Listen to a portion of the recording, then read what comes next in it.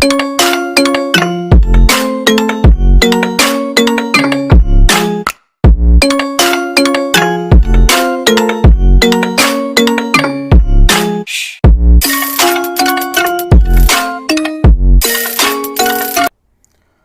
जैसा कि आप सभी को पता है, देखो सिद्धांत तक अपन ने पिछले क्लास में कर लिया था, सिद्धांत की परिभाषा। ठीक है, आज हम बात करेंगे सिद्धांत के प्रकार। तो इसमें लिखा है शास्त्र की दृष्टि से सिद्धांत 4 प्रकार के होते हैं। शास्त्र क्या है? मतलब जो अध्ययन कराता है, एक तरीके से आयुर्वेद भी तो एक शास्त्र ही है, जो शासन करना सिखाता है, जीवन को जीना सिखाता है, तो आयुर्वेद शास्त्र ही है एक तरीके से। तो इसमें सिद्धांत 4 प्रकार के हैं। पहला है सर्वतंत्र सिद्धांत, दूसरा है प्रतितंत्र सिद्धांत, तीसरा है अधिकरण सिद्धांत, फोर्थ है अवयुपगम सिद्धांत, अवयुपगम सिद्धांत। ठीक है, आपको दिख रहा होगा और आपके पास पीडीएफ भी है। इनके नाम आपको याद होने चाहिए कि सिद्धांत की परिभाषा क्या है और सिद्धांत कितने प्रकार का है। सबसे ज़्यादा इंपॉर्टेंट बात यह है कि सर्वतंत्र क्वेश्चन आता है। देखो क्वेश्चन 3 तरह के आते हैं। सिद्धांत की परिभाषा लिखो, छोटा सा क्वेश्चन आ गया।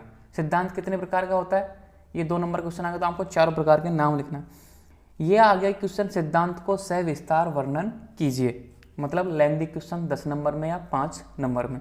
तो आपको सिद्धांत की परिभाषा लिखनी है, सिद्धांत के प्रकार लिखना है और इन प्रकारों का एक्सप्लेनेशन करना है। तो पहला करेंगे अपन सर्वतंत्र सिद्धांत, कि सर्वतंत्र सिद्धांत से आप क्या समझते हैं। एक ऐसे भी क्वेश्चन आ सकता है डायरेक्ट बीच में से कि सर्वतंत्र सिद्धांत से आप क्या समझते हैं। तो इसमें लिख रखा है, पहले अपन इसकी लाइन पढ़ेंगे, जो लाइन टू लाइन अच्छी लाइन है इसलिए मैं पढ़ रहा हूँ, फिर मैं आपको समझाऊंगा।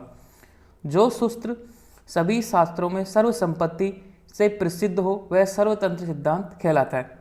जैसे आयुर्वेद के सभी ग्रंथों में रोग निदान, व्याधियां तथा साध्य रोगों की चिकित्सा के उपाय को सर्वसम्मति से स्वीकार किया गया है, अतः ये सर्वतंत्र सिद्धांत कहलाता है।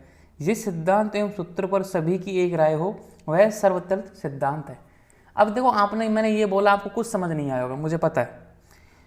मैं बताऊंगी यूनिवर्सल ट्रूथ, मतलब जो सभी जगह मान्य है, पूरे विश्व में मान्य है, वो सर्वतंत्र। जैसे कि भाई सूरज पूर्व दिशा से उगता है, ये यूनिवर्सल ट्रूथ है, सभी मानते हैं, किसी का कोई लॉजिक नहीं है, कोई चेंज नहीं है। मतलब विश्व के किसी भी कोने पे चले जाओ, आपको ये मानना पड़ेगा कि सूरज पूर्व दिशा से उगता है, पश्चिम में जाके छिपता है। ये मतलब यूनिवर्सल ट्रूथ है। इसी तरीके से जो आयुर्वेद के सिद्धांत है, बहुत सारे सिद्धांत है, जैसे कि 7 धातुएं हैं, 3 दोष है, इस समय सभी ऐसा मानते हैं, तो ये बोलते हैं सर्वतंत्र सिद्धांत। जैसे आयुर्वेद के सभी ग्रंथों में रोग निदान, व्याधियां तथा साध्य रोगों की चिकित्सा के उपायों को, ये बोल रहा है कि जैसे आयुर्वेद में अपन विभिन्न प्रकार के रोगों की चिकित्सा करते हैं ना, जो दवाइयाँ हैं, टैबलेट हैं, भाई इससे ये रोग ठीक होता है, वो मतलब सर्वतंत्र सिद्धांत सभी जगह सभी वैद्यों द्वारा माना जाता है।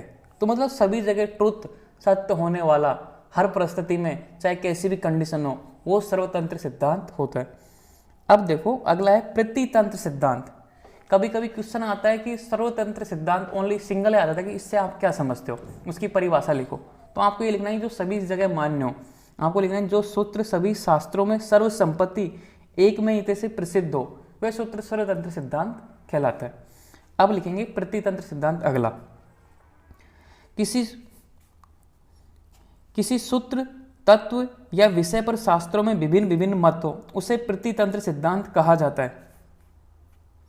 किसी सूत्र, तत्व या विषय पर शास्त्रों में विभिन्न मत हो उसे प्रतितंत्र सिद्धांत कहा जाता है। जैसे चरक में 6 रस बताए हैं, मधुर, अम्ल, लवण, कटु, तिक्त, कषाय, जबकि धर्मागम में क्षार एवं अव्यक्त सहित 8 बताए हैं। चरक ने 3 दोष बताए हैं, जबकि सुश्रुत ने रक्त को भी दोष स्वीकार किया है। चरक ने अव्यक्त से 24 तत्व तथा प्रकृति पुरुष को पृथक मानते हुए सुश्रुत ने 25 तत्व बताए हैं। अब देखो सिंपल सी प्रतितंत्र सिद्धांत कि अलग अलग आचार्यों द्वारा अलग अलग सिद्धांत, जैसे कि एग्जाम्पल दे रखे हैं इसमें कि किसी सूत्र, तत्व या विषय पर शास्त्रों में विभिन्न मत हो। जैसे चरक संहिता में विभिन्न मत है, सुश्रुत संहिता में विभिन्न मत है, चक्रपाणी की जो संहिता है, टीका है, उन पे विभिन्न मत है, ठीक है, हारित संहिता, उन पे विभिन्न मत है। मतलब आपस में मतभेद ऐसे लड़ाई वाली मतभेद नहीं, तर्कों पे मतभेद की नहीं, ऐसा नहीं ऐसा है, वो वाला मतभेद। तो इसमें एग्जाम्पल दिया है कि चरक है ना जो 6 रस बताता है, मधुर अम्ल लवण कटु तिक्त कषाय। लेकिन एक अलग आचार्य हैं, कौन से? धर्मागुरु, जिसने क्षार को भी रस माना है। क्षार जानते हो, जो क्षरण करता है, उसका क्षार को चरक ने क्या किया? लवण में ही सम्मिलित कर लिया, क्योंकि उसमें अग्नि भी होती है, अम्ल भी होता है, और 3 मतलब क्षारों को सम्मिलित रूप से चरक ने उसको लवण के अंदर सम्मिलित कर लिया। लेकिन धर्मागुरु जो आचार्य हैं, उन्होंने क्षार को अलग किया। और अव्यक्त, बहुत से रस ऐसे होते हैं जिसमें न तो मीठा होता है, न कड़वा होता है, न फीका होता है, कुछ महसूस ही नहीं होता, उसको बोलते हैं अव्यक्त रस। तो ये आचार्य थे धर्मागुरु, उसने 8 रस माने हैं। ये पीजी का क्वेश्चन आता है कि 8 रस किसने माने हैं, तो आप पीजी के हिसाब से भी इस पर अंडरलाइन मार सकते हो कि धर्मागुरु ने 8 रस माने। इसी प्रकार चरक ने 3 दोष बताए, पूरी चरक संहिता में 3 दोष बताए कि वात, पित्त, कफ। लेकिन सुश्रुत, आचार्य सुश्रुत जो सर्जरी के जनक है, इस समय सुश्रुत काफ़ी प्रसिद्ध है, क्योंकि अभी सर्जरी का कुछ चल रहा है ना अपने आयुर्वेदा और एलोपैथी वाले में, इसलिए सब जानते हैं। तो सुश्रुत ने रक्त को भी दोष स्वीकार किया। सुश्रुत ने रक्त को दोष क्यों माना? इसका भी एक रीज़न है, क्योंकि जो आचार्य सुश्रुत थे वो सर्जरी से ज़्यादा, उनका सर्जरी की ज़्यादा कार्य करते थे। उन्होंने जब भी प्रैक्टिकल होता था, जो भी सर्जरी करते, उसमें रक्त हमेशा इन्वॉल्व होता है, क्योंकि कोई भी सर्जरी हो उसमें रक्त निकलना जायज़ है। तो उन्होंने रक्त को हमेशा प्रधानता दी है, इस वजह से उन्होंने चौथा दोष रक्त को भी माना। लेकिन जैसे जैसे अपन आगे बढ़ते जाते हैं सुश्रुत संहिता में, लास्ट में जाते जाते आचार्य सुश्रुत भी बोल देते हैं कि भाई 3 ही दोष हैं, रक्त तो मैंने शुरुआत में ही माना था, तो अपनी भूल को स्वीकार करते हैं लास्ट में जाके। तो अलग अलग मतलब शास्त्रों में उसमें मतभेद हो, आपस में क्या बोलते हैं उसको, असमानता हो, समानता नहीं हो, वो होता है प्रतितंत्र सिद्धांत। अब आता है अधिकरण सिद्धांत। तीसरा अधिकरण सिद्धांत में क्या समझते हो आप? अधिकरण सिद्धांत में अव्यक्त समझा दीजिए। अव्यक्त यानी होता है जो मतलब जैसे अपन ने कोई वस्तु का सेवन किया, अव्यक्त का मतलब जिस कोई वस्तु का सेवन किया उसका स्वाद का ना तो मीठे का पता चला, जैसे 6 रस है, मधुर, अम्ल, लवण, कटु, तिक्त, कषाय। मधुर यानी मीठा होता है, अम्ल यानी खट्टा होता है, लवण तो आप जानते हो जो क्षार होता है, कटु यानी जो चिरपरा जैसे नमकीन पदार्थ, तिक्त यानी कड़वा, और कषाय जो अपन बोलते हैं ना ठंडा सा। उन सब रसों के अलावा जो भी रस अनुभव होता है, मतलब पता ही नहीं चल रहा कि कौन सा रस अपन ने खाया है। ऐसा कभी कभी होता है ना अपन कि भाई कैसा रस अपन ने सेवन किया, कुछ पता ही नहीं चल रहा, वो होता है अव्यक्त। मतलब अनुभवित नहीं होना, उसको अनुभव नहीं कर पाना कि ये कौन सा रस है, तो होता है अव्यक्त। बहुत सी वस्तुएं होती हैं ऐसी। क्लियर? अब करते हैं अधिकरण सिद्धांत। जिस विषय का प्रकरण चल रहा हो उसके द्वारा दूसरे अधिकरण का भी ज्ञान होना अधिकरण सिद्धांत कहलाता है। ये बोल रहा है कि भाई किसी एक वस्तु को जान लेने से दूसरी वस्तु को जान लेना।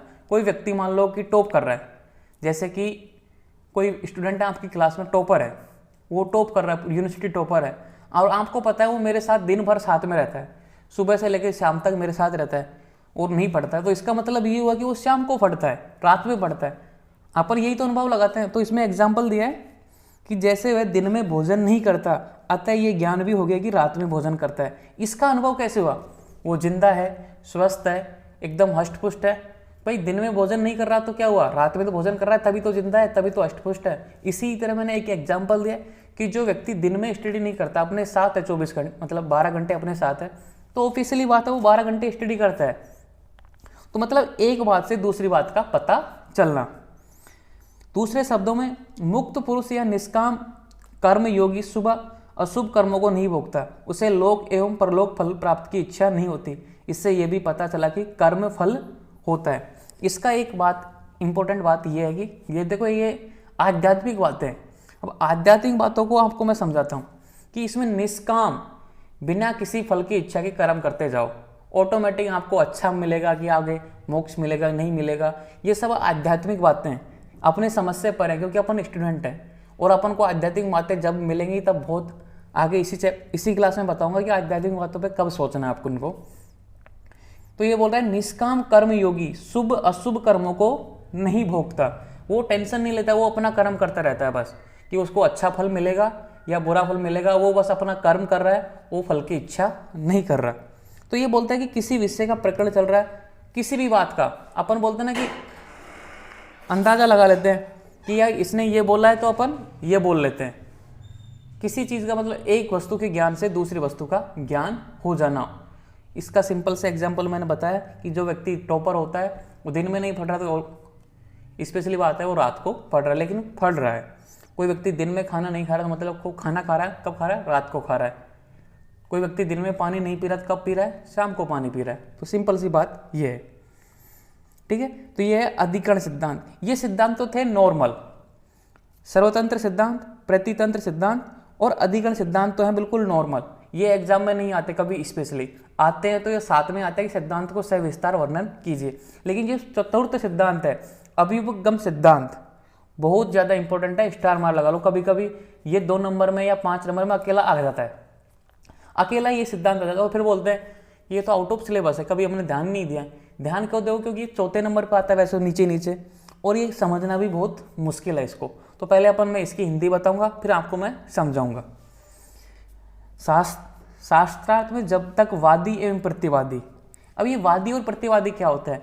जब डिबेट होती है, एक पक्ष और एक विपक्ष का होता है ना आदमी, तो वो वादी और प्रतिवादी होते हैं। हिंदी में शब्द पक्ष और विपक्ष। अपन ने डिबेट किया, जब मैं स्कूल में था 9th 10th में 11th 12th में, तो मैं वाद विवाद प्रतियोगिता में जाता था। तो कभी मेरे को पक्ष की तरफ बोलता है या फिर विपक्ष की तरफ बोलता है। जैसे मेरे को मिला था रैगिंग कि आप पक्ष में हो कि विरोध में हो, तो मेरे को उस समय मिला था कि विरोध, ठीक है। और जो सामने वाला था डिबेट में, उसको था कि वो पक्ष में बोल रहा है और मेरे को विरोध में बोल रहा है। लेकिन देखो रैगिंग एक गलत है, मतलब नहीं होनी चाहिए, लेकिन वो पक्ष वाला उस समय जीत गया, क्योंकि जिला कलेक्टर के सामने उसने ऐसे अच्छे तर्क दिए कि इससे वो इंप्रेस हो गया, वो फर्स्ट स्थान प्राप्त किया उसने।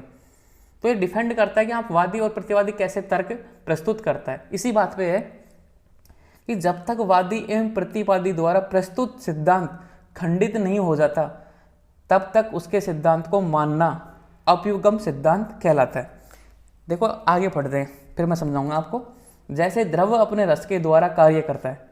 द्रव, कोई भी अपन ने मान लो कि कोई में सब्जी ली, उसका अपन ने जूस निकाला, मतलब रस निकाला।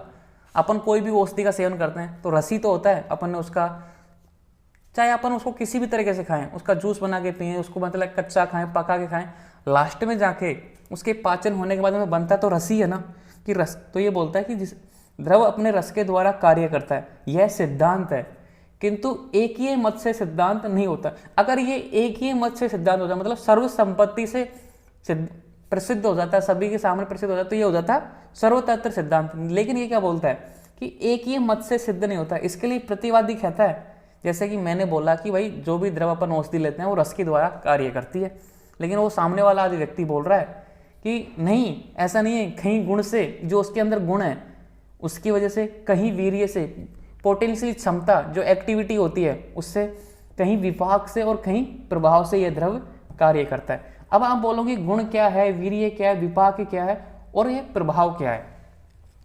देखो मैं इनको समझा दूं थोड़ा सा। गुण, मीठा होना गुण है, सूखा होना, 20 प्रकार के गुण है जो अष्टांग हृदय में आपने पढ़े होंगे ना, गुरुवादी गुण। और चैप्टर नंबर 4 अपन पढ़ेंगे गुण के बारे में ही, ठीक है। पदार्थ विज्ञान में गुण को डिटेल में स्टडी करेंगे। तो गुण को मैं थोड़ी देर स्केप मारता हूँ। और ये अगला आता है वीर्य। वीर्य से होता है क्रियाशाली, एक्टिविटी, उसकी पोटेंशियली क्षमता। बहुत से औषधि होती है ना भाई, 2 साल बाद में ये खराब हो जाती है, तो क्या हो गया, उसकी पोटेंशियली क्षमता समाप्त हो गई। तो कहीं विपाक, भोजन पचने के बाद में जो रस, अंतिम रस तैयार होता है वो होता है विपाक।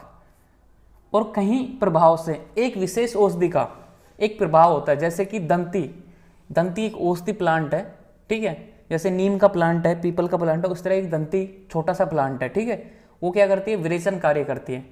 उसके रस गुण वीर्य विपाक, रस गुण वीर्य विपाक सब कुछ समान है, लेकिन उसका एक स्पेसिफिक इफेक्ट है कि वो विरेचन कराएगी। मतलब उसके बोलते हैं ना कि भाई डायरिया, उसको डायरिया लगवा देगी, तो वो बोलती है प्रभाव। एक तरीके से स्पेशल इफेक्ट, किसी औषधि का स्पेशल इफेक्ट प्रभाव कहलाता है। तो ये बोलता है कि जो वादी और प्रतिवादी बोलते हैं, वादी ने बोला कि भाई जो भी औषधि है वो रस के द्वारा कार्य करती है, और प्रतिवादी ने बोला कि नहीं, कहीं गुण द्वारा, कहीं रस द्वारा, कहीं विपाक द्वारा और कहीं प्रभाव द्वारा कार्य करता है। अब आगे देखो, जब तक ये तत्व सामने नहीं आता, वादी का सिद्धांत अभिगम सिद्धांत होता है। जैसे जो मैंने सिद्धांत दिया ना भाई, रस द्वारा कार्य करती है, तो जब तक आपस में प्रूफ नहीं कर पाते, सर्व संपत्ति से एक दूसरे को प्रूफ नहीं कर पाते, तब तक वो दोनों सिद्धांत अपयुग्म सिद्धांत कहलाते हैं। तो दोनों माने जाएंगे, दोनों सही हैं अपनी जगह, लेकिन दोनों अपनी प्रूव नहीं कर पा रहे, क्योंकि प्रूव करने जाते हैं तो कभी रस के द्वारा हो जाता है क्योंकि वादी वाला सत्य हो गया, और कभी वो प्रूव करना चाहता है तो कभी गुण द्वारा हो जाता है। तो एक सर्व संपत्ति से नहीं हो पाता। तो दोनों के सिद्धांत कहलाएंगे अपयुग्म सिद्धांत, कि जब तक किसी का एक विशेष रूप से खंडन नहीं हो जाता। अपन ने पढ़ा ना परमाणु, थॉमसन का मॉडल, रदरफोर्ड का परमाणु मॉडल, ये धीरे धीरे इनका खंडन हो गया। तब तक खंडन नहीं होता ना, तब तक ये अपयुग्म सिद्धांत है, तब तक उनको मानना पड़ता है, ये अपनी मजबूरी है, क्योंकि और कोई सिद्धांत ही नहीं है। सिंपल सी बात तो यही हुई ना, कि जब तक उनको खंडित नहीं कर पाता कोई सिद्धांत, स्पेशली अपने प्रैक्टिकल और अपने प्रभाव से, तब तक उनको मानना अपयुग्म सिद्धांत होता है। किसी विषय पर दिए गए तर्क को उसके खंडन होने से पूर्व तक मानना अपयुग्म सिद्धांत। देखो लास्ट की लाइन यही बोल रही है, किसी विषय पर दिए गए तर्क को उसके खंडन, जैसे कि मैंने कोई हाइपोथेसिस रखी, संकरण आप जानते हो sp3 sp2 पीएमटी की तैयारी में स्टडी किया है, वो क्या है, हाइपोथेसिस तो है, उसका कोई प्रमाणिक तत्व तो नहीं मिला आज तक, लेकिन वो जो हाइपोथेसिस है वो परिकल्पना है ना, वो सिद्ध बैठ रही है हर जगह, इसलिए उसको मान रहे हैं। जिस दिन वो खंडित हो जाएगी उस दिन वो टूट जाएगा वो, मतलब अब ये क्या है, संकरण sp2 sp3 sp, उस अपन पढ़ा है पीएम प्लस केमिस्ट्री में, तो वो सब अपयुग्म सिद्धांत है, क्योंकि वो उसकी सिद्धांत वो क्या नहीं है, वो प्रमाण नहीं है, ओनली हाइपोथेसिस है, परिकल्पना है, मानना है। ठीक है, ये हो गए 4 तरह के सिद्धांत, बहुत ज्यादा इंपॉर्टेंट है अपयुग्म सिद्धांत, इस पे स्टार मार्क लगा लो। अब आपको ये हेडिंग लगी है ना, आयुर्वेद के मूलभूत सिद्धांतों का परिचय एवं महत्व, इसको अभी ध्यान मत दो इस पे, इस बुक में बहुत कुछ लिख रखा है, ऐसा इस बुक के हिसाब से चलेंगे तो फर्स्ट चैप्टर ही 1 महीने में पूरा होगा। ठीक है, तो अपन इसको अभी ध्यान मत दो, हेडिंग लिखो स्वस्थ की परिभाषा, पेन कॉपी निकाल लो, लिखो स्वस्थ की परिभाषा। उसमें ये श्लोक दे रखा है, सम दोष है, सम अग्निश्चय, सम धातु मलक्रिय, प्रसन्न आत्मेन्द्रिय, मन स्वस्थ इत्यभि धीयते। सुश्रुत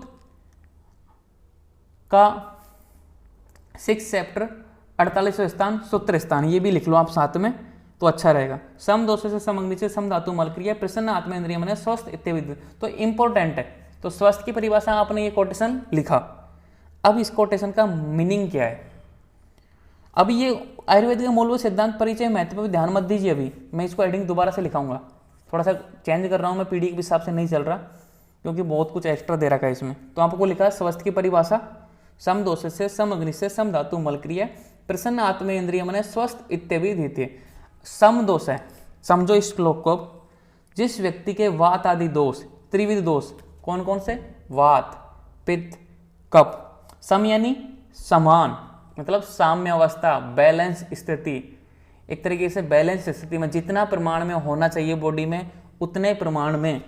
तो जिस व्यक्ति के वात आदि, यहाँ देखो वात आदि लिख रखा है, तो वात में तीनों दोष आ गए, वात आदि में वात, पित्त, कफ, त्रिविध दोष समान, मतलब प्राकृतिक नेचुरल स्थिति अवस्था में स्थित हो। अब आता है सम अग्निश्चय, सम अग्नि, अग्नि कितने प्रकार की होती है बॉडी में, 13 प्रकार की, तो यहाँ पे लिख रहा है नीचे शरीर की 13 अग्नियां। अब 13 अग्नियां कौन कौन सी हैं, 5 तो भूताग्नि, क्योंकि 5 पंच महाभूत है ना, तो उन एक एक भूत की एक एक अग्नि, तो 5 भूताग्नि। 7 धातु अग्नि, तो धातु कितने हो गए, 7, तो 7 धातुओं की अग्नि। एवं जठरा अग्नि, जो सबसे पहली है और प्रबल अग्नि है और सबसे मजबूत अग्नि है, वो है जठरा अग्नि। उचित रूप से आहार का पाक करती रहें, मतलब ये स्वस्थ की परिभाषा है। इसमें बोल रहा है कि जिसके वात आदि दोष समान है, जिसमें सम अग्निश्चय, जिसके मतलब 13 तरह की अग्नियां बिल्कुल शुद्ध रूप से कार्य करते हो, जो खाया है उसको पचा रही है सम्यक रूप से, और सम धातु मलक्रिय, सम धातु का मतलब क्या है, जिसकी रस, रक्त, मांस, मेद, अस्थि, मज्जा, शुक्र।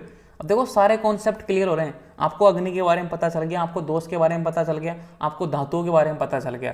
धातु कितने हो गए, 7, रस, रक्त, मांस, मेद, अस्थि, मज्जा, शुक्र, 7 धातुएं उत्तरोत्तर क्रम में वृद्धि प्रक्रिया करती रही हुई सम हो, मतलब जैसे रस से रक्त बनता है, रक्त से मांस बनता है, मांस से मेद, मेद से अस्थि, अस्थि से मज्जा, मज्जा से शुक्र, और शुक्र के लास्ट में आगे ओज, मतलब इम्यूनिटी हुई सम हो, मतलब जितनी बॉडी में होना चाहिए। जैसा बच्चा है तो बच्चे के हिसाब से होनी चाहिए, यंग है तो यंग के हिसाब से होनी चाहिए, और कोई वृद्ध व्यक्ति है तो वृद्ध के हिसाब से, मतलब सम मात्रा में, ना ज्यादा ना कम। शरीर में अनिष्ट पदार्थों का निष्कासन उचित मात्रा में हो। ये मल क्रिया का मतलब है जो भी अपना मूत्र, मल, पुरीस, पसीना जो भी बनता है शरीर से नियमित रूप से बाहर निकलता रहे। प्रसन्न आत्मा इंद्रिय मन उचित मात्रा अर्थात मल क्रिया में विषमता न हो। इन समस्त शारीरिक समक्रियाओं के साथ ही, ये तो थी शारीरिक मतलब फिजिकल, वात पित्त कफ का, अग्नियों का, धातुओं का समान मात्रा में होना और शरीर में जो मतलब अपशिष्ट पदार्थ बन रहे हैं उनका बाहर निकलना, ये जो थी फिजिकल क्रिया। अब आता है मेंटली कि साथ ही आत्मा इंद्रियां मन भी प्रसन्न हो, अर्थात इंद्रियां अपने अपने विषयों का उचित रूप से ग्रहण करती रहें, विकार रहित मन इंद्रियों से प्राप्त विषय को आत्मा तक पहुंचाता रहे तथा आत्मा में मन द्वारा विषय ग्रहण किए हुए प्रसन्नता की अनुभूति हो, तब उस व्यक्ति को पूर्ण स्वस्थ कहा जाएगा। तो ये परिभाषा है स्वस्थ की। और आजकल जो WHO ने दी है ना, सोशल, मेंटली, ठीक है, सामाजिक, जितनी प्रकार की जितनी परिभाषा दी है, स्वस्थ की जो सुश्रुत की परिभाषा, आचार्य सुश्रुत की परिभाषा बिल्कुल डिट्टो कॉपी की गई है। मतलब आचार्य सुश्रुत की कॉपी की, जो स्वस्थ की परिभाषा है उनकी चोरी की गई है। यहाँ से उठा के उन्होंने अपनी बस इंग्लिश में कर दिया उसको ट्रांसलेट, और कुछ नहीं किया। ये है स्वस्थ की परिभाषा। अब इसके आगे जितना भी कुछ लिखा हुआ है अगले पेज पे, ये सब स्वस्थ की परिभाषा है। मतलब डिबेट कर रहे हैं, आचार्य उसने क्या बोला, चरक ने क्या बोला, संहिता में क्या बोला, अलग। तो अपन पीजी तो कर नहीं रहे। और सबसे बेस्ट है ये, एग्जाम में जब क्वेश्चन आता है कि स्वस्थ की परिभाषा लिखो, तो आपको ये लिखनी है, ठीक है। अब अगली हेडिंग लिखो, पुरुषार्थ। आगे बढ़ते हैं मोना, आगे बढ़ो, हेडिंग लिख के चलो पुरुषार्थ पे, आगे और आगे।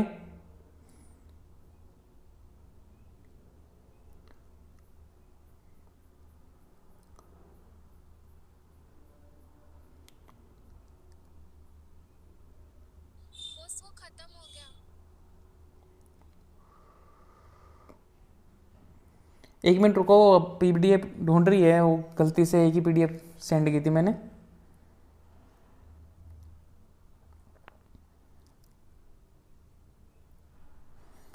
हाँ, ये बी वाली।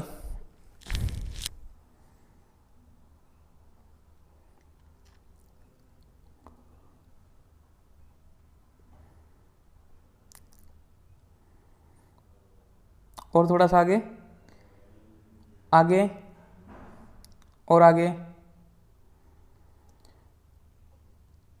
यहाँ पे पुरुषार्थ। अब हेडिंग डालो पुरुषार्थ। ये बार बार आएगा अपने एग्जाम में, तो कभी नहीं आया, लेकिन समझने में, आयुर्वेद को समझने में बहुत ज़्यादा इंपॉर्टेंट है। तो लिखो पुरुषार्थ 4 हैं, धर्म, अर्थ, काम एवं मोक्ष। ये चारों पुरुषार्थ चतुष्टय कहे जाते हैं। तो ये 4 पुरुषार्थ हैं। अब इनका मीनिंग आपको पता होना चाहिए कि धर्म यानी क्या होता है, अर्थ यानी क्या होता है, काम यानी क्या होता है और मोक्ष यानी क्या होता है। इस बुक में है।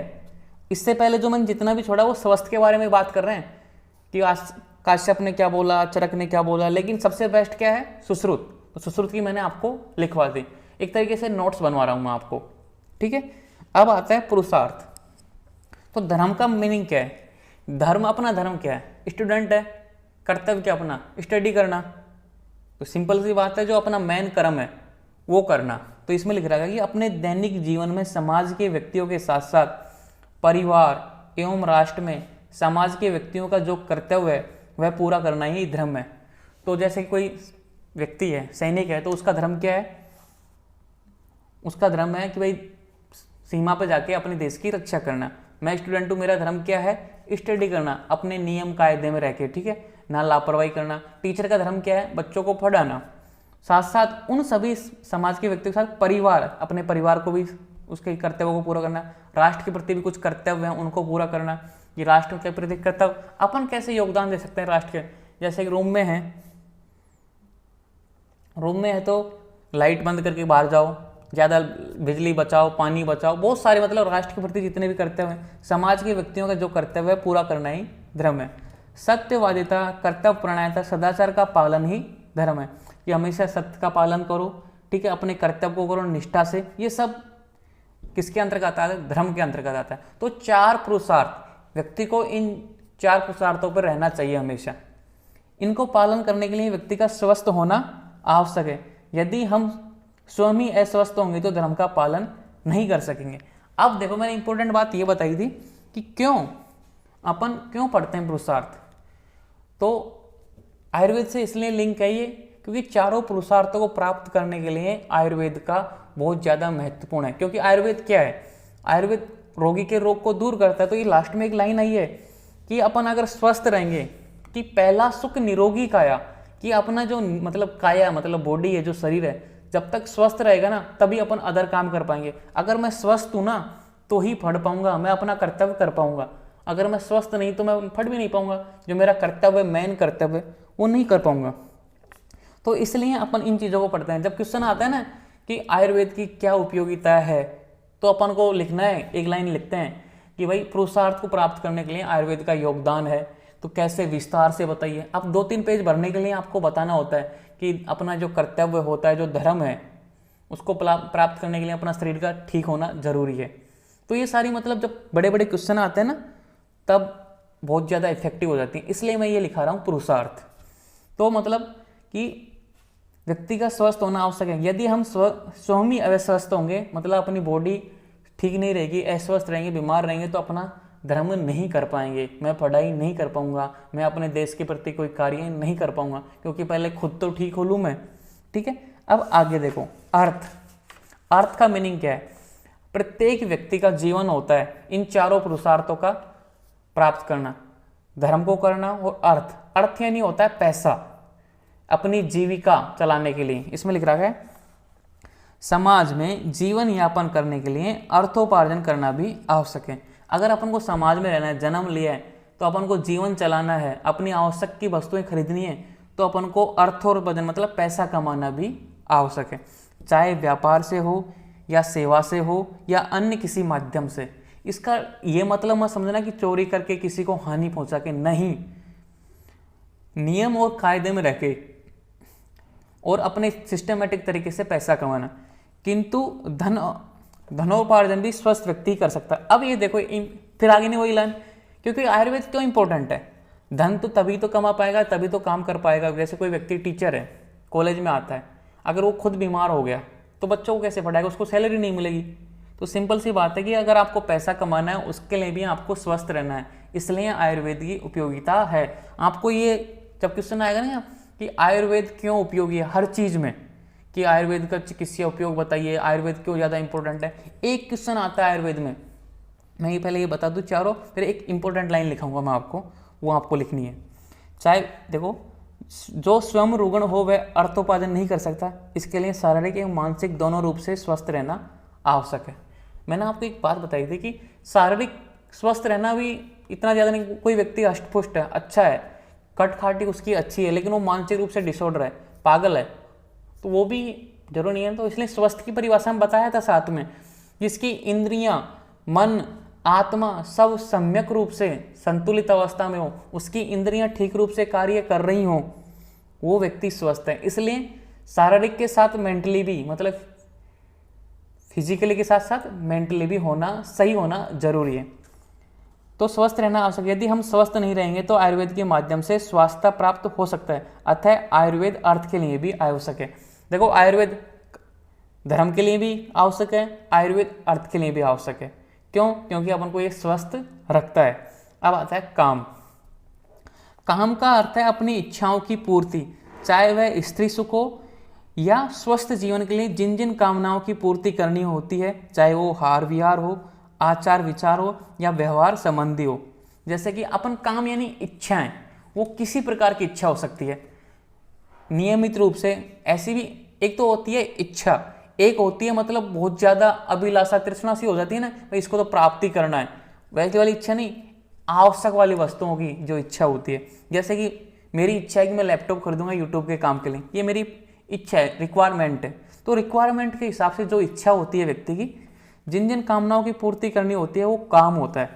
चाहे वो आहार विहार हो, आचार विचार मतलब कैसा रहन सहन है, कैसी उसकी लाइफ स्टाइल है, या व्यवहार संबंधी हो, अन्य सभी स्वास्थ्य एवं आधारित है। अतः जो व्यक्ति अपनी क्रम से दोनों ऐसनाओं की पूर्ति समय पर स्वस्थ रहते हुए करते रहे तो आगे बढ़ने पर चिंता मुक्त हो जाने से व्यक्ति मोक्ष के मार्ग पर शीघ्र अग्रसर हो जाता है। अब इंपॉर्टेंट लाइन कि अपनी इच्छाओं की पूर्ति करने के लिए आपको धन क्या करना पड़ेगा उसको बोला, अर्थ मतलब पैसा कमाना पड़ेगा, तभी तो अपनी इच्छा बनेगी। अगर आपकी मान लो कि कोई इच्छा है कि मुझे बड़ा होकर एक कार लेनी है, अपनी फैमिली को कहीं ट्रिप पे लेके जानी है, तो उसके लिए उसको प्लान करना होगा, ठीक है, उसके लिए उसको उससे उस वे में काम करना पड़ेगा। ये काम कब होंगे, तब वो स्वस्थ होगा।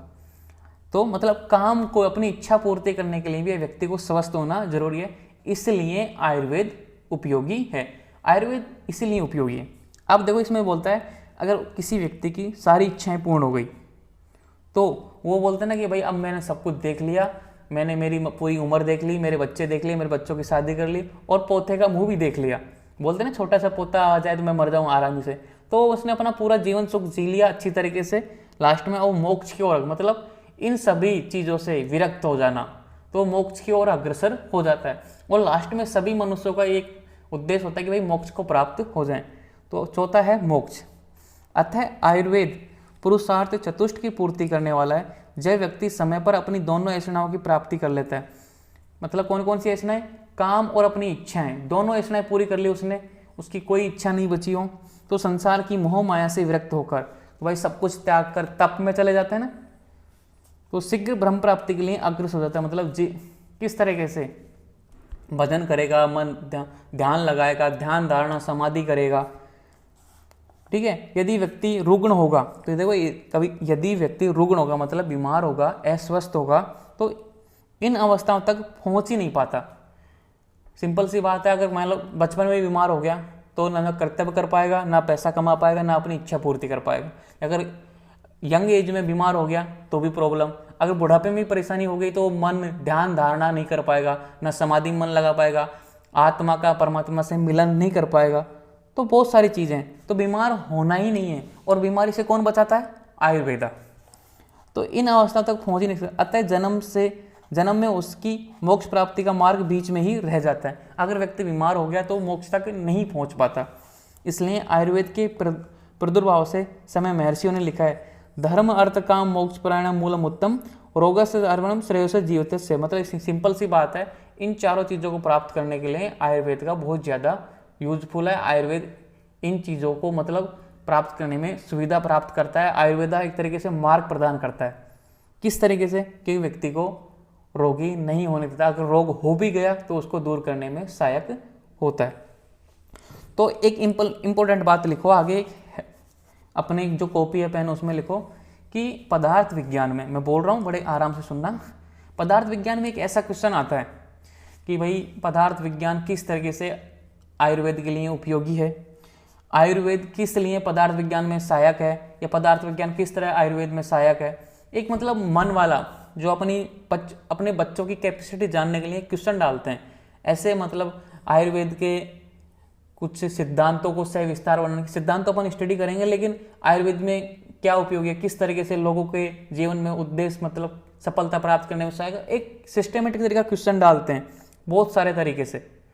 तो मतलब एक मन से उसका आंसर आपको बुक में कहीं नहीं मिलेगा, लेकिन आपके जो कैपेबिलिटी है, बुद्धि है, आपने जो स्टडी किया उसके आधार पर उसका आंसर देना होता है। और उस आंसर को पढ़ने पर टीचर उस व्यक्ति के ज्ञान की, नॉलेज की परीक्षा करता है। तो अब लिखते हैं, 4 पुरुषार्थ हो गए, अब है आयुर्वेद का प्रयोजन। इसकी भी हेडिंग डाल लो, इसमें कुछ ज़्यादा ही लिख रखा है बुक में, तो बुक के हिसाब से थोड़ा कम करेंगे बुक में से। अगली हेडिंग डालो आयुर्वेद का प्रयोजन। भाई आयुर्वेद क्यों आया पृथ्वी पर, क्या मतलब था, क्या मूल उद्देश्य था इसका। तो आप सभी बोलते हैं आयुर्वेद का प्रयोजन है स्वस्थ से स्वास्थ्य रक्षणम आतुर से विकार प्रशमनम। तो ये एक तो ऐसे बोल देते हैं सीधा, भाई चरक संहिता में लिखा है इसलिए अपन यही बोल देते हैं, सबको याद होगा ये श्लोक तो, कि स्वस्थ से स्वास्थ्य रक्षणम आतुर से विकार प्रशमनम च, याद है ना। और इम्पोर्टेंट बात मैं कुछ पूछना चाहूँगा आपसे, ये पुरुषार्थ हैं, अब मैंने क्यों पढ़ा है आपको पता तो चला कि भाई पुरुषार्थ, धर्म अर्थ काम मोक्ष क्या चीज़ें होती हैं और इनको प्राप्त करने के लिए आयुर्वेद किस तरीके से उपयोगी है। समझ में आया ना ये बात, कोई जवाब देगा या फिर सभी ऐसे शांत होकर सुन रहे हैं। ठीक है साक्षी, अविनाश, ओके। अब लिखो आयुर्वेद का प्रयोजन। आयुर्वेद का प्रयोजन हेडिंग डालो। तो इसमें देखो एक पैराग्राफ है, इसको मैं पढ़ता हूँ फिर इसको समझा दूंगा मैं आपको, बड़े सिस्टमेटिक तरीके से समझाऊंगा। ओके। आयुर्वेद के सैद्धांतिक प्रयोजन एवं ज्ञान से पूर्व यह जानना भी आवश्यक है कि इस आयुर्वेद का अवतरण क्यों हुआ। सार रूप में प्राणियों को रोग से मुक्ति दिलाने हेतु, मतलब सार भाग, जितनी भी अपन रामायण पढ़ लें, पूरी बुक पढ़ लें, लेकिन इसका एक सार भाग है। मैं मूल उद्देश्य है भाई रोगियों के, जो मतलब प्राणियों के रोगों को दूर करना। मतलब जो भी व्यक्ति के कोई रोग हुआ है उसको आयुर्वेद के माध्यम से हम दूर कर सकते हैं। अतः इसके प्रयोजन में सर्वप्रथम लोक कल्याण की भावना ही प्रतिष्ठित होती है। लोक कल्याण कैसे होगा? लोक कल्याण क्या होगा भाई? कोई मतलब पूरा मत कोई महामारी फैली हुई, जैसे कोरोना इस समय चल रहा है, तो आयुर्वेदा ने कितना योगदान दिया, ठीक है, इस महामारी को काबू रखने के लिए। तो मतलब एक लोक कल्याण भावना कि सभी का विकास हो, सभी का सम्मान हो, सभी ठीक रहें। दूसरे स्वस्थ रहते हुए मनुष्य को मृत्यु से छुटकारा मिल ही नहीं सकता। दूसरे स्वस्थ रहते हुए मनुष्य को मृत्यु से छुटकारा मिल ही नहीं, ये बहुत अच्छी लाइन है। आपको समझ में नहीं आएगी तो मैं समझाता हूँ। क्योंकि उसे मृत्यु के बाद फिर जन्म लेना है। कि मतलब एक तरीके से व्यंग है इस लाइन में कि आप स्वस्थ रहो, कभी जिंदगी में बीमार नहीं हो, तो इसका मतलब ये नहीं कि आप मरोगे नहीं। मरना तो आपको है, ये निश्चित है, मतलब ये ट्रू है। हमेशा आप कितने स्वस्थ रहो, कितने अच्छे रहो, आपको मरना तो है, क्योंकि उसे मृत्यु के बाद फिर जन्म लेना है। फिर वह स्वस्थ किस लिए चाहिए भाई? बहुत से व्यक्ति बोलते हैं मरना तो है ही है, क्या जरूरत है, बीड़ी पियेंगे तो मरना तो एक दिन तो मरना है, गुटखा खा रहे हैं तो क्या हुआ, जल्दी मर जाएंगे। सब व्यक्ति यही बोलते हैं, जो तर्क देते हैं ना, वैसे शराबियों से पूछना कि आप जल्दी मर जाओगे, अरे मरना तो एक दिन है ही, कभी ना कभी तो मौत आएगी। तो ऐसे लोग क्या बोलते हैं कि भाई मृत्यु तो आएगी, तो स्वस्थ क्यों रहें, किस लिए रहें? तो इसका सीधा सा उत्तर ये है कि पुरुषार्थ चतुष्ट की प्राप्ति के लिए, इसके लिए स्वस्थ रहना आवश्यक है। मैंने इसीलिए पुरुषार्थ आपको पहले स्टडी कराएं, क्योंकि धर्म, अर्थ, काम और मोक्षता की पुनः जन्म ना लेना पड़े, इसलिए आयुर्वेद का मूल उद्देश्य है। इन पुरुषार्थों की प्राप्ति करने के लिए आयुर्वेद बहुत ज़्यादा यूजफुल है। अपन बोलते हैं ना कि भाई जन्म लिया, पूरा जीवन जिया, मर गए, फिर दोबारा जन्म लिया, पूरा जीवन जिया, फिर मर गए, फिर दोबारा जन्म लिया, इस तरह से कंटिन्यूटी। तो आयुर्वेद क्यों है? मरना तो एक दिन सबको ही है। ऐसे बोलते हैं ना व्यक्ति, भाई मैं 2 साल पहले मर जाऊंगा तो क्या हुआ? सिंपल सी बात है, उनका भी एक तरह की अच्छी बात है, लेकिन सिंपल सी बात यह है कि स्वस्थ वही रहते हुए तू अच्छा काम कर, ताकि मोक्ष को प्राप्त हो, तुझे पुनः जन्म लेना ना पड़े। तो इसका एक उद्देश्य पारमार्थिक और दूसरा मूल सिद्धांतों से संबंधित है। मतलब उद्देश्य पारमार्थिक, परमार्थिक का मतलब आध्यात्म, मोक्ष प्राप्त करवाना भी आयुर्वेदा का ही काम है। और दूसरा सैद्धांतिक, जो सिद्धांत है भाई रोग को दूर करना, स्वस्थ बनाए रखना, धातु साम्य रखना, ये सब सैद्धांतिक है। और जो परमार्थिक है मतलब एक तरीके से परमात्मा वाले। तो 2 हो गए आयुर्वेद का प्रयोजन, हो गए परमार्थिक प्रयोजन और सैद्धांतिक प्रयोजन। जो स्टूडेंट बोलता है कि स्वस्थ से स्वास्थ्य रक्षणम आतुरस्य विकार प्रशमनम, वो सैद्धांतिक प्रयोजन बोलता है, ना कि वो परमार्थिक। तो आपको जब भी क्वेश्चन आए कि आयुर्वेद का प्रयोजन क्या है, क्योंकि इतना इजी क्वेश्चन आता नहीं है, लेकिन कभी कोई आप संभाषण में बोल रहे हो, टीचरों के सामने बोल रहे हो, तो टीचरों के सामने बोलना है कि आयुर्वेद के मुख्यतः 2 प्रयोजन है, परमार्थिक प्रयोजन और सैद्धांतिक प्रयोजन। परमार्थिक की 2 हैं और सैद्धांतिक का फिर वो आपको श्लोक बताना कि स्वस्थ स्वास्थ्य रक्षणम आतुरस्य विकार प्रशमनम। वो टीचर इतना इंप्रेस हो जाएगा आपके, अगर वाइवा में आपसे पूछ लिया तो आपको है ना, यकीन मानिए आपको अच्छे नंबर मिलेंगे और टीचर आपसे खुश होके जाएगा। तो आयुर्वेद का प्रयोजन मैंने समझा दिया। अब लिखते हैं 2 परमार्थिक प्रयोजन और सैद्धांतिक प्रयोजन। बुक में सब लिखा हुआ है, आपको समझना है। तो परमार्थिक प्रयोजन का मतलब है कि इस प्रयोजन की उद्देश्य की दृष्टि से 2 भेद किए जाते हैं, इहलौकिक और पारलौकिक। अब जो परमार्थिक प्रयोजन है उसको 2 भेद कर दिए, इहलौकिक और परलौकिक। देखो नीचे क्या लिख रखा है, लोक कल्याण की भावना एवं परम पुरुषार्थ की प्राप्त करना ही पारमार्थिक प्रयोजन है। इसकी एक शाब्दिक परिभाषा दी है मतलब योग में। ये अभी तो इहलौकिक और परलौकिक नहीं थी, ओनली ये परमार्थिक की दी है कि लोक कल्याण की भावना, कि सभी समाज पूरे जगत का कल्याण हो। और परम पुरुषार्थ क्या है? मोक्ष। मोक्ष परम पुरुषार्थ है, अंतिम तो मोक्ष ही है ना। सभी व्यक्ति का जीवन क्या है कि भाई मोक्ष को प्राप्त हो जाऊं मैं। तो परम पुरुषार्थ की प्राप्ति करना ही पारमार्थिक प्रयोजन है। और ये किसकी वजह से पूर्ण होगा? आयुर्वेद की वजह से। कोई व्यक्ति आपसे पूछे कि मोक्ष कैसे मिलेगा, तो उसको सीधा सा जवाब देना है, भैया आयुर्वेद के नियमों का पालन कीजिए, आयुर्वेद के अनुसार लाइफस्टाइल अपनाइए, आपका मोक्ष मिल जाएगा, आपका जीवन धन्य हो जाएगा। तो अब देखो इसके 2 पार्ट हैं, इहलौकिक और परलौकिक।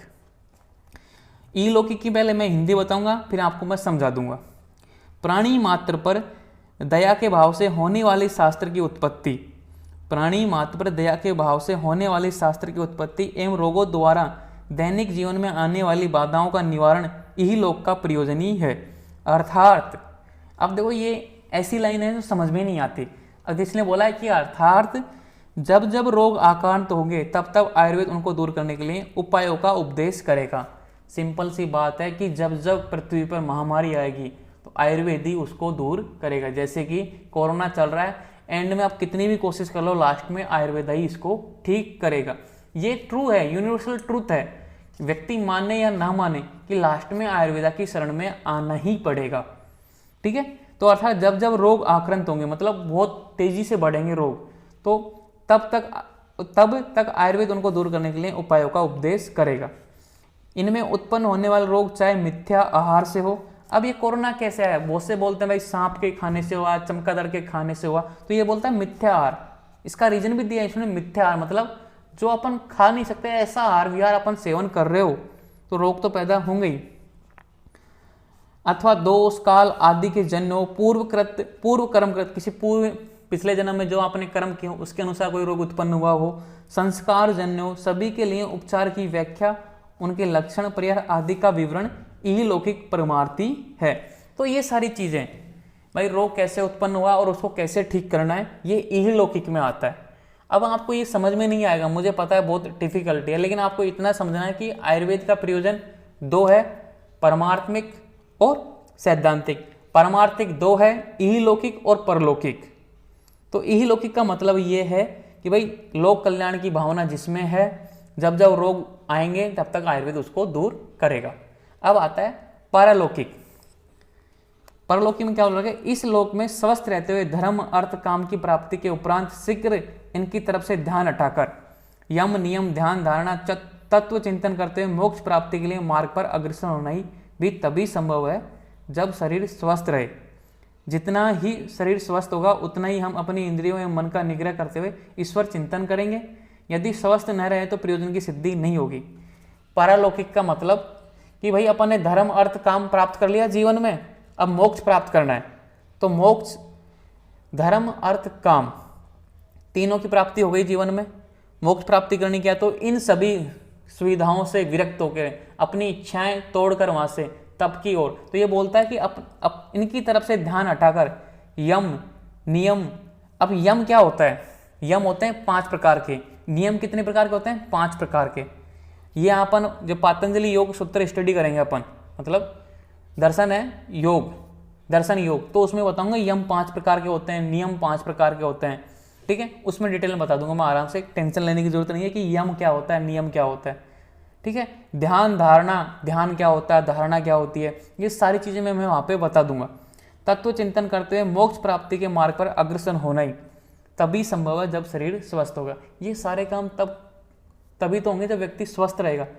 इसलिए बोलता है कि परलौकिक, भाई मोक्ष को प्राप्त करना है तो आप सबसे पहले जितने भी धर्म अर्थ काम इनसे अपना रिश्ता तोड़ो और अपने मन को और अपने इंद्रियों को भगवान के अधीन चिंतन करके, ठीक है, ध्यान लगा के, यम के नियमों का पालन करके, नियमों का पालन करके, ठीक है, तत्व चिंतन करते हुए मोक्ष प्राप्ति के मार्ग पर अग्रसर होना होता है। ये सब किसकी वजह से होता है, आयुर्वेदा की वजह से। कैसे कि इनके लिए स्वस्थ होना जरूरी है, और स्वस्थ कैसे होंगे, आयुर्वेदा की वजह से। सिंपल सी बात है कि पारलौकिक कि अपने जीव को परलोक में ले जाना, ताकि पुनः जीवन ना हो, पुनर्जन्म ना हो।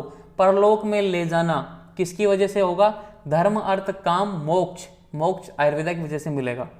तो पारलौकिक, पारलौकिक आयुर्वेद के प्रयोजन के अंतर्गत आता है। किसमें, पारमार्थिक। व्यक्ति को स्वास्थ्य कर उपदेश के पश्चात आयुर्वेद का मूल उद्देश्य तो परमार्थी है। यदि ऐसा नहीं होता तो पुनर्जन्म, तत्व चिंतन, मोक्ष, जाति, स्मृता, सृष्टि निरूपण व त्रिगुण के महत्व एवं पूर्वजन्मकृत कर्मों का उल्लेख करने की आवश्यकता ही नहीं रहती, जैसा कि आज की अन्य चिकित्सा पद्धतियों में नहीं देखा जाता। और ये सबसे बेस्ट है, क्योंकि ये सब चीज़ें आज की चिकित्सा पद्धतियों में नहीं मिलता कि पूर्व जन्मकृत से कोई रोग होते हैं, मानते नहीं है वो, तो ऐसे उसको बोलते हैं छलावा, बोलते हैं कि सब ढोंग है, पाखंड है, ऐसा बोलते हैं, क्योंकि इनको प्रूव करना आसान नहीं है। मैं आपको एक छोटा सा एग्जाम्पल दूंगा, वैसे क्लास का टाइम हो रहा है लेकिन सुन लीजिए। जो सैद्धांतिक प्रयोजन है उसको तो अपन कल करेंगे, लेकिन एक छोटा सा एग्जाम्पल है कि आज से 2500 साल पहले, कितने, जब आयुर्वेद लिखा गया था तो सिंपल सी बात थी कि भाई त्रिफला, कि भाई चरक संहिता आज से 2500 साल पहले आया था आयुर्वेद, तो उसमें लिखा था त्रिफला कि ये काम करता है, जितने भी त्रिफला के कार्य हैं, जितनी भी औषधियों के काम थे वो लिख दिए। आज 2500 साल बाद में भी वो ऐसे के ऐसे डिट्टो काम कर रहे हैं, ठीक है। जैसे कि इच्छा वेदी रस, ठीक है, उसको बोलते हैं ना जमाल घोटा, उसको लेने से दस्त लग जाते हैं, ठीक है। वो आज से 2500 साल पहले, 3000 साल पहले बता दिया था आयुर्वेद में। उसका आज तक कोई मतलब यूज करते जाओ तो काम करेगा ही, ऐसे थोड़ी है। एंटीबायोटिक पेनिसिलिन आई, अब लो पेनिसिलिन काम ही नहीं करेगी, उसके बाद में थोड़ी बड़ी एंटीबायोटिक आई, उसके बाद और थोड़ी ब्रॉड एंटीबायोटिक, अब कितनी ब्रॉड स्पेक्ट्रम पे एंटीबायोटिक आ गई। हर 10 साल में 5 साल बाद में वो खत्म हो जाती है, उस औषधि का प्रभाव खत्म हो जाता है, ठीक है। खत्म हो जाने के बाद में, लेकिन आयुर्वेदा में ऐसा नहीं है। आज से 2500 साल पहले भी जो लिखा हुआ था वो सत्य है, अब भी सत्य है, और आने वाले हजारों साल तक वो सत्य रहेगा। और क्यों नहीं अपन सिद्ध कर पा रहे हैं इस चीज़ों को?